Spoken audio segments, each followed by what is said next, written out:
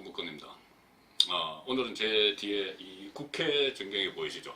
오늘은 지금 국회에서 벌어지고 있는 그 인사청문회 이야기, 장관 인사청문회 이야기를 좀 할 텐데요.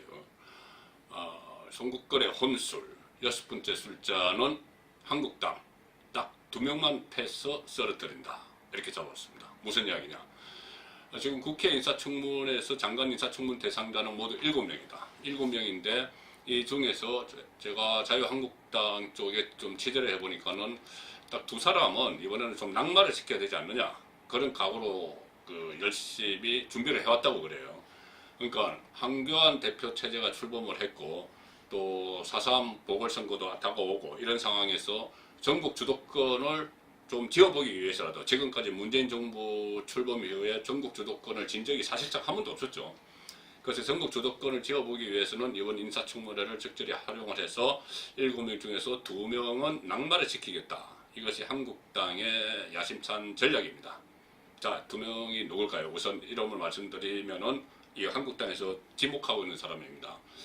최종호 국토교통부 장관 후보자, 또 김현철 통일부 장관 후보자, 이 2사람에게 초점을 맞춰서 선택과 집중을 하는 인사청문회를 하겠다. 이렇게 벼르고 있습니다. 지금 당장 25일, 오늘 25일이죠. 최종호 국토교통부 장관은 인사청문회를 지금 받고 있고요. 진행 중입니다.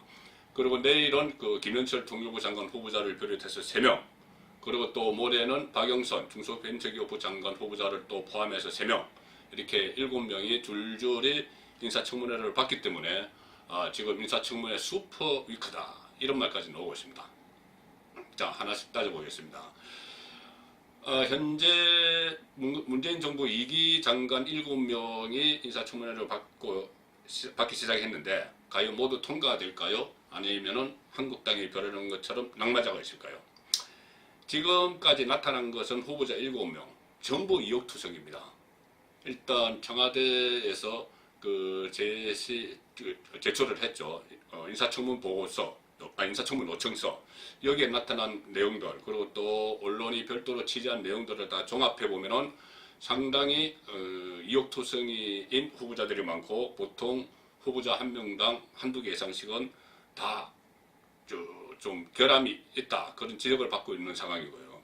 그래서 한국당은 이번 인사청문회를 앞두고 마치 부적격자 박람회 같아, 뭐 이런 말도 합니다.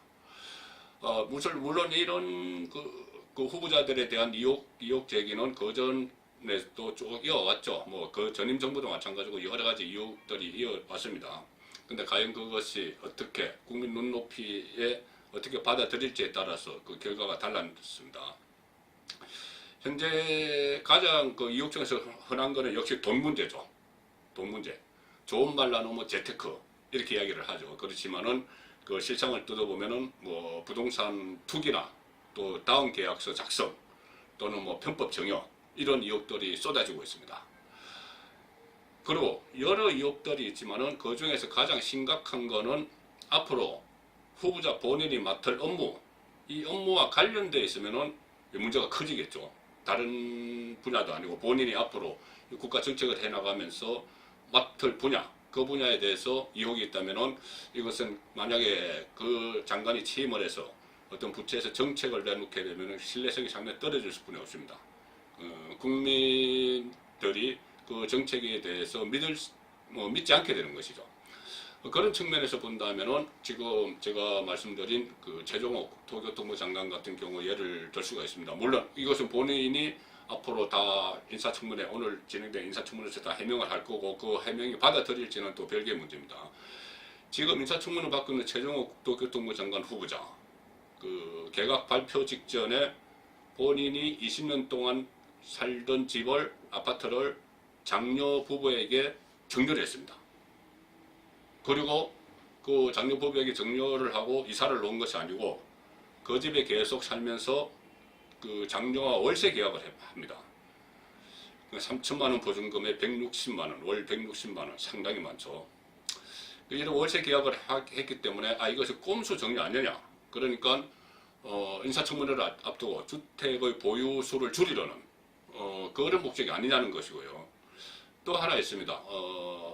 국토부 차관 재직 시에 최종호 후보자가 국토부 차관으로 재직할 때 그 시점에 세종시에 있는 아파트의 분양권을 하나 받습니다. 뭐냐면은 공무원 특별공급분으로 해서 세종시 아파트에 155제곱미터 60평이 넘죠. 그 펜트하우스, 가정 꼭대기에 있는 펜트하우스인데 28층, 최고층에 있는 펜트하우스인데 그 아파트 세대가 전체 1700세대 정도 되는데 그 펜트하우스는 딱 두 세대입니다.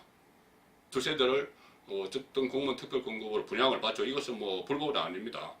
그런데 그때 당시 분양가가 6억 8천이었는데 지금 한 15억 정도 간다고 합니다. 그러니까 7억 원의 차익을 7억 원 이상의 차익을 남긴 것이죠. 이것은 물론 그 정상적인 매매였고 분양가 획득이었다고 해도 어쨌든 부동산 투자의 기재다. 그러니까는 앞으로 부동산 정책, 우리나라 부동산 정책을 총괄할 장관 후보자가 물론 부인이 한 부분도 있습니다. 부인이 한 부분이죠. 그렇지만 어쨌든 부동산 투자의 기재다. 이런 말을 듣는 것이 과연 앞으로 업무를 수행하는 데 있어서 좀 하자가 없을 것인가, 적절하게 본인이 뜻할 것인가, 뭐 이런 문제가 생길 수가 있다는 것이죠. 이것은 뭐 불법이 아니라는 말씀을 제가 계속 드리는 이유는 이것은 본인이 세종시에 계속 살기 위해서 거주 목적으로 샀을 수도 있고 또는 뭐 건전한 그 부동산 투자일 수도 있고 그렇지만은 어쨌든 현직에서 부동산 정책을 총괄할 장관, 특히 우리나라 지금 부동산 문제가 상당히 복잡하고 어렵고 서민들 입장에서는 제일 머리 아픈 부분이죠.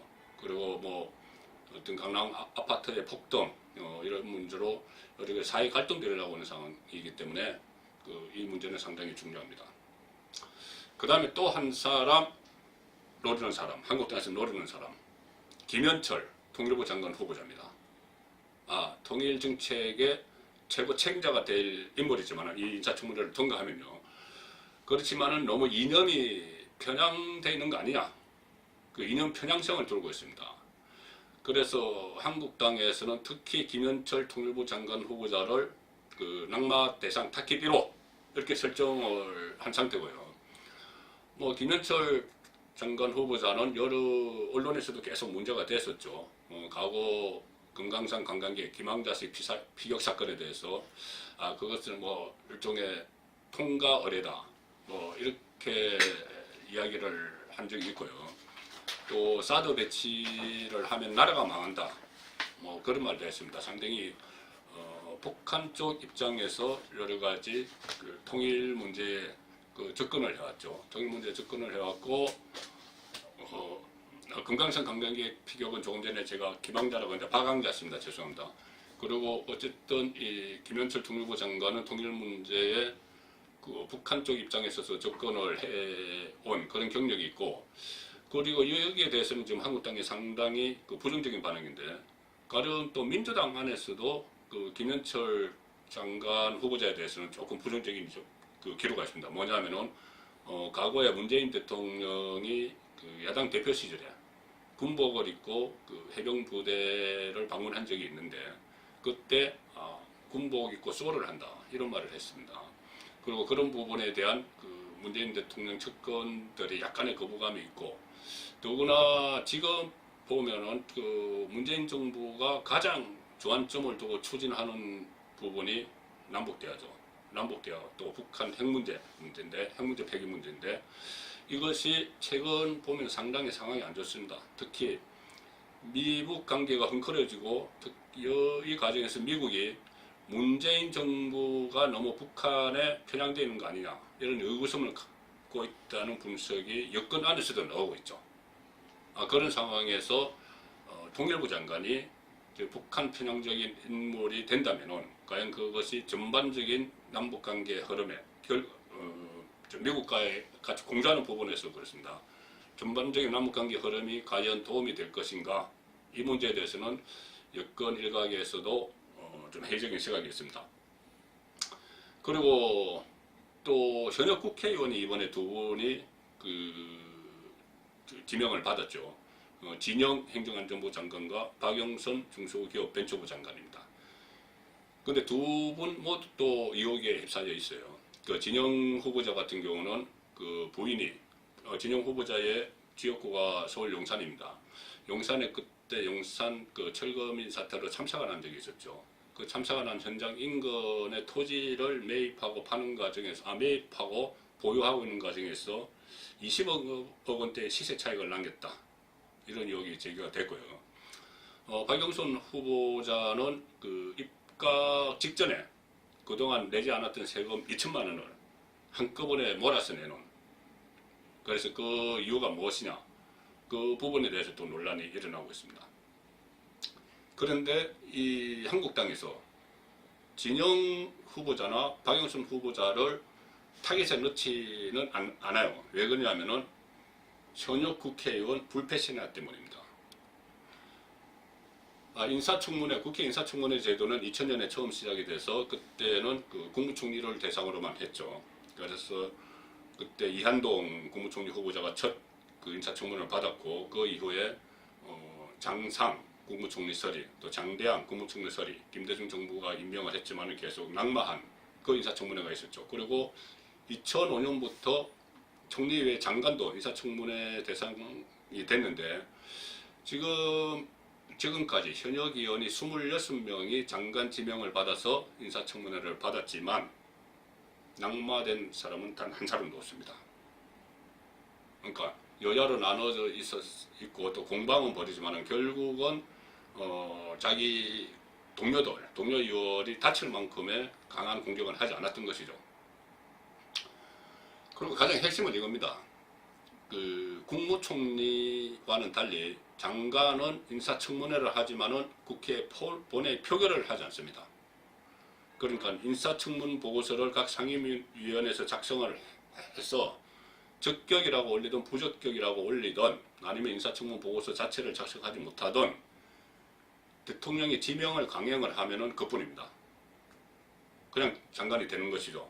처음에는 많은 비판을 안고 장관이 되지만은 그것이 뭐 장관이 되고 나서는 거의 잊혀지는 게 지금까지의 그 사례입니다. 그래서 그렇기 때문에 인사청문회 무용론이 나오죠. 인사청문회를 왜 해야 되느냐? 서로 흠집내기만 하고 정쟁만 하고 그러다가 결국 그 정치적 대립만 가지고는 그런 인사청문회를 아예 없애버리든지 표결을 거치자. 이런 대안도 나오지만은 제 생각에는 둘 다 대안은 아닙니다. 지금 인사청문회 자체를 없애는 것은 그 2000년 이전으로 되돌아가는 것이고요. 만약에 장관들까지 표결을 하게 되면은 아마 장관 될 사람 거의 없을 겁니다.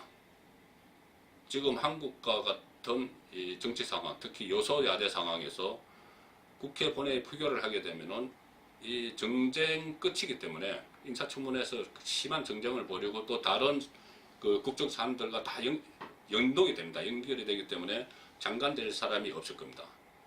특히 우리나라 정치 수준에서는 그렇죠.